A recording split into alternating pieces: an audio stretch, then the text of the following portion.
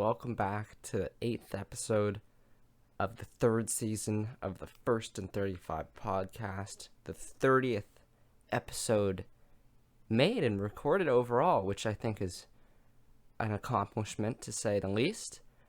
Way back at the beginning of this, I don't think any one of my former colleagues even thought that it would be going on for this long. I certainly didn't. I thought it would be a wash after a month or so.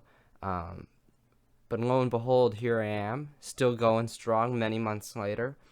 But just like many good Netflix original TV shows, the 3rd season is usually the last.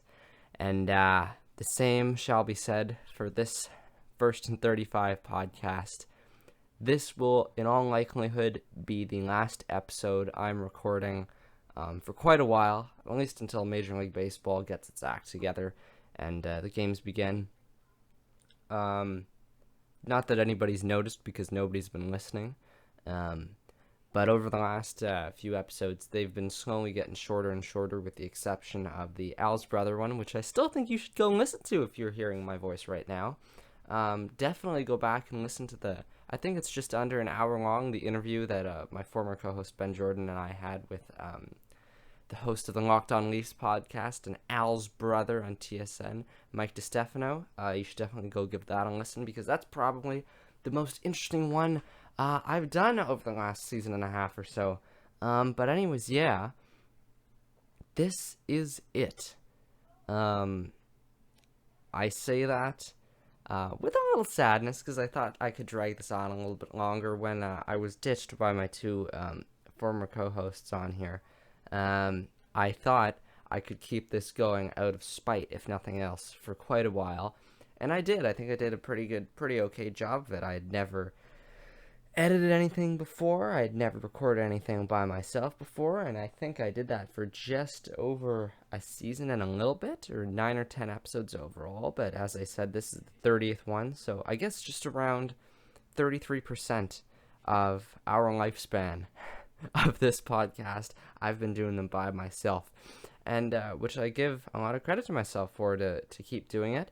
But unfortunately, this is where the road ends. It doesn't help that there's not a whole lot going on to talk about. But even sitting here right now, trying to get words to say, it's much tougher to do by yourself than with people here to talk to, obviously. And I know with the whole quarantine and coronavirus and all that, we wouldn't be able to do that anyways, not in person at least. But sitting here by myself in this room recording this, I think it shows me a lot that this is the end of the road. Not to make some big deal out of it, because it's not, because nobody listens to this podcast anyway, so who really cares outside of me? But either way, this is the end of the line. It was fun. I'll probably reminisce a little bit more near the end of this, but there isn't a whole lot to talk about over the last week, so I'll just run through all of it pretty quickly. There's more controversy in the MLBPA versus the MLB battle in terms of money and who gets paid when and how much they're getting paid and when the season will start and yada yada yada. But for the first time in a long time, there were actually a considerable amount of Major League transactions that occurred, much to the dismay of me and many MLB fans, and of course many minor league baseball players in general.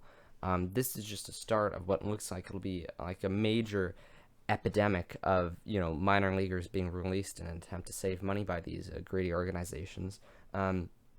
Just to run through a couple, the Red Sox released Jeremy Profar and Joe DiCarlo from their minor league deals. Jeremy Profar, brother of Jerickson Profar. He hasn't had much of a shot. He was originally in the Texas farm system with his brother for quite a while, but then of course they split up. I couldn't even tell you where Jerickson Profar is anymore. Last I heard, he was on Oakland, but he's probably somewhere else now. And Jeremy Profar has obviously just gotten released. The White Sox released Yasui Guerrero from his minor league deal. The Mets released 3 players. Fringe major leaguers Rob Whalen, Nick Rumbelow, and Joey Todoskovich. The Rockies released Tim Melville. That was probably the biggest surprise out of the bunch, just because During the time Tim Melville spent in Colorado last season, he actually put up quite a few good games. He was just filling in for an injured Rockies rotation and underperforming one as well. But he had quite a number of quality starts for them. And, he was obviously on a cheap deal. I think it was just under $1 million. I know many episodes ago, before coronavirus hit, we actually talked about him a little bit, just as one of the underrated guys on that Rocky staff that held together near the end. And, yeah, that was probably the weirdest one out of the bunch. He'll, once this whole thing ends, he will obviously join another team because he's good enough to. He's shown it in the major leagues in spurts. In the minor leagues, he's done well there too. So he will definitely, all of these guys will, but especially Tim Melville, in my opinion. The Phillies released infielder TJ Rivera, the ex-New York Met, who had the big thing, at the trade deadline, him crying and all that. The Cubs released Carlos Asuaje and Brock Stewart, the ex-Blue Jay. Asuaje, originally a San Diego Padre, and Brock Stewart, who bounced around with the Blue Jays very briefly. And then was, I believe, traded to the Cubs for a player to be named later or some such thing. And that's pretty much it for the releases. As I said, this is the first step of probably many in terms of who gets released when. There will be a bunch, way too many minor league players getting released over the next couple weeks. I don't agree with any of it. I think it's a joke. I know some teams like the Kansas City Royals are willing to pay for the full season, the $400 weekly to their minor league players. Good on organizations like them. On the flip side, there are also teams that absolutely refuse to pay them anything and are cutting them right away. The Oakland A's, who I really like, but it's just a total dick move what they've done and David Forst has done, which is send out a generic email saying, yeah, sorry, you're not getting paid and you're being let go, but also you can't sign with another team. I don't even know how that's legal, but I don't claim to know how that works. I don't want to know how it works. I just think it's a joke. I think Oakland, the amount of public backlash they've got says more about what they're doing than anything else. I think it's ridiculous. I feel bad for every minor league player that's getting screwed out of this, even the guys that I've mentioned here, because a lot of them would probably be in the majors at some point last year. Carlos Asuaje would be, Brock Stewart would be, TJ Rivera would be, Tim Melville would be, Rob Whalen and Nick Rumbelow were fringe major leaguers. I don't think Joey Terdoslavich has been in the majors for a while. Out of the first three, Jeremy Profar was probably the closest to getting there, and then close behind him, Joe DiCarlo. But yeah, it's just a brutal situation, and I don't have the energy or the brain power right now to get all mad about it, but I've said it in previous episodes. I think it's ridiculous what the MLB is doing. I think it's ridiculous what these teams are doing. I feel horrendously awful for these minor league players who are getting screwed out of this. And yeah, I mean, there's going to be so many more to talk about eventually. I just hope that, teams follow the Kansas City Royals lead and say, yeah, we're willing to not cheap out, we're willing to pay. And the Royals, under new ownership, it's a step in the right direction, and it's good public support for them in Kansas City. Oakland Athletics starting pitcher Daniel Mengden, who's been out for a while, announced the other day that he's about 95% into his recovery process from elbow surgery that he had in February. He was obviously meant to be a big part of the Oakland A's rotation, but he then got injured. He's been out for quite a while, and now I imagine we would probably see him pitch at some point during this season, if the season occurs. Obviously, we don't know when that is, but I would imagine he'll definitely be there, maybe closer to the end, but he will be there with Oakland. Same goes for the Yankees. James Paxton, he announced that he is definitely ready to play in the 2020 season. He's fully recovered from back surgery that he also had in February. And then jumping back to what I said about teams not paying their minor league players, piece of good news in LA. So new Los Angeles Dodgers pitcher David Price, who I might add has not played one game for them yet, announced that through the month of June, he would pay each Los Angeles Dodger minor league player who is not on the 40-man roster $1,000. I think that's great. I think more guys have got to do that. David Price obviously has so many millions saved up. This is a drop in the bank for him. It's obviously a great gesture. Everyone in LA is probably thrilled. It was also announced that apparently he didn't want it leaked to the press. He didn't want anybody to know about it. But then one of the minor league players who found out they were going to get this money from David Price, told the media and said, "Hey, look at this guy. Look how good he's doing. Look what he's doing for us. Yada yada yada." And obviously, it's a great story. It's too bad more guys don't do this. Not that I'm saying they definitely should, but it's a nice gesture when they do this. And obviously, David Price, who has not played one regular season game for the Los Angeles Dodgers, obviously feels it's in his best interest, and it's the right thing to do. That's the ultimate thing here. It's the right thing to do. When clubs don't pay their minor league players, it is definitely the wrong thing to do. When minor league players get paid, it is the right thing to do. And more teams, obviously, should start doing that. And then, as I mentioned before, with the Oakland Athletics backlash, I mean, $400 a week is a joke in any profession, especially for athletes who play only part of the year. They train on their own. They do not get paid during the off-season to train to perform better for their team. They are in the minor leagues. They have brutal schedules.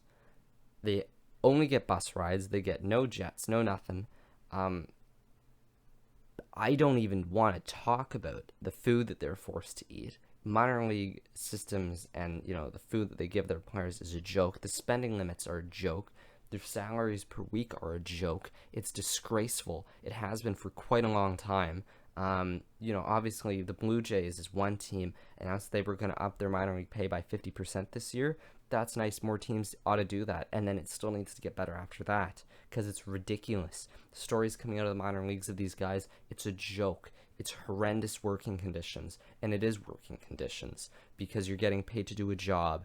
And, now that minor leaguers are not getting paid and they're still expected to be ready to play whenever it might happen is ridiculous. What David Forrest pulled off in Oakland recently with the generic email is a joke.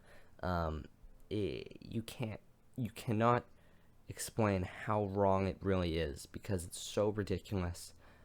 It's so heartless, to be quite honest with you.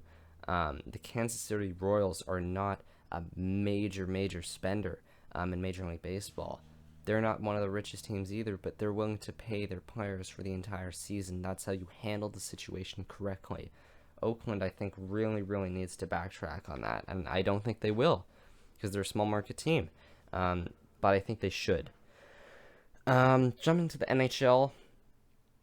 Last week, I talked about the proposal, the 2014 playoff proposal, or play-in, rather. And I talked briefly about the matchups that would happen and all that. Last week, it was officially announced by the NHL and Gary Bettman that plan would be moving forward.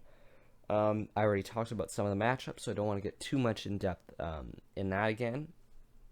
But just a couple pieces of news, because now that is official, that means the regular season is done. And with the regular season being done, some trophies need to be handed out. So Leon Draisaitl won the Art Ross Trophy this year. He amounted 110 points in 71 games this season. For the first time since 2009-2010, Rocket Richard Trophy will be split between two players, David Pastrnak and Alex Ovechkin. They both ended the season with 48 goals. I believe in 09-10 it was Stamkos and Crosby, if I remember correctly. It does not happen very often. I know some people will say, well, the goals per game for these players are different, yada yada. One player deserves it more than the other. I don't really know what to say of that. I don't know how you can even argue that, really, because you have an incomplete season. You can only go based off what you have. And it's unfortunate, but a trophy is just a trophy. There are more important things. This is David Pasternak's first Rocket Richard Trophy win. And this is Alex Ovechkin's 8th, I believe. Beyond that, there's not a whole lot to talk about. The Maple Leafs announced their top prospect forward, Nick Robertson, will be joining them on the team's playoff run. He put up a monster season with the St. Petersburg Petes. This year, he's 18 years old, 55 goals and 31 assists for 86 points in 46 games. He just absolutely murdered that league. He'll be joining the roster as one of the extended players, which is another part of the NHLPA return to play agreement. Teams will have expanded rosters, because they will not be having the AHL announced their season was canceled a while ago, so they'll have more players in the NHL active ready roster, as opposed to what it would usually be. The Red Wings GM Steve Yzerman announced that their head coach Jeff Blashill will be back for next season. Blashill has spent 5 seasons with the team, only led them to 1 playoff appearance. I believe this year he led them to a ridiculous 17 wins or something like that. A lot of people are calling for Blashill's head. They want him gone. I think if he doesn't show any improvement this season, he is most certainly gone. The Coyotes announced that for their play-in series, whichever games are deemed their home games, they will be playing wearing their Kachina jerseys, so their fancy black alternate jerseys that a lot of Arizona Coyotes fans like. And that's how desperate for news in terms of the NHL we are this week. Teams deciding which jerseys they're going to wear in the play-in round. 2 other pieces of news from other leagues. The NFL, the Carolina Panthers signed cornerback Eli Apple to a 1-year deal. Apple's still only 24. He was the 10th overall pick in the 2016 draft. He showed a lot of potential coming out of college. He started 15 games last year with the New Orleans Saints. Graded out fairly poorly. He's played a lot between his time in New Orleans and New York, and obviously now he's going to the Panthers. He'll fill in for James Bradbury, although the skill level is nowhere near as to what James Bradbury was. But they needed a cornerback, and he'll be that guy. He's only 24. He's shown his potential before, briefly, albeit. But as the 10th overall pick in the 2016 draft, it's a cheap deal. It's a 1-year deal. The Panthers, nothing to lose. The only piece of news coming out of the NBA is that they're targeting a July 31st return to action. Unlike the NHL, that's all they really know. They do not know whether they're completing the regular season and then the playoffs, just the playoffs. How many teams are going down to Orlando? I believe there were discussions 16, 20, 24, or have everyone go down there. So they obviously are further behind in terms of planning on getting games back than the NHL was. That's going to have to progress sooner rather than later, though. If they do want to return to play on July 31st, they definitely need to have stuff going in the right direction right now. And I'm glad that they announced this piece of news, because it tells everyone that, yeah, they are planning. They're not just waiting on it to see what happens. Obviously, things can change. Everyone knows that. But it's nice to start with a little bit of a plan. And with that all being said, that's pretty much the news for the week. Not a whole lot, needless to say. As I said at the beginning of this will probably be the last one for quite a while, or at least until baseball games begin to be played again. I don't really know what else to say from here on out. I hope the MLB returns relatively soon. I've enjoyed making these up until this point, in which it's just I do not have the time. I'm working now. It takes quite a bit of time on my days off to edit this and try and get it formatted correctly and then throw it up on YouTube. I would not be dropping the ball here if I thought anybody was actually listening to any of these, but since no one is, no one's really losing on this deal except me losing my time recording these. Yeah. So, I mean, I know a while ago we had Al's brother on. I was shooting to try and get Jordan Romano or Anthony Bass on.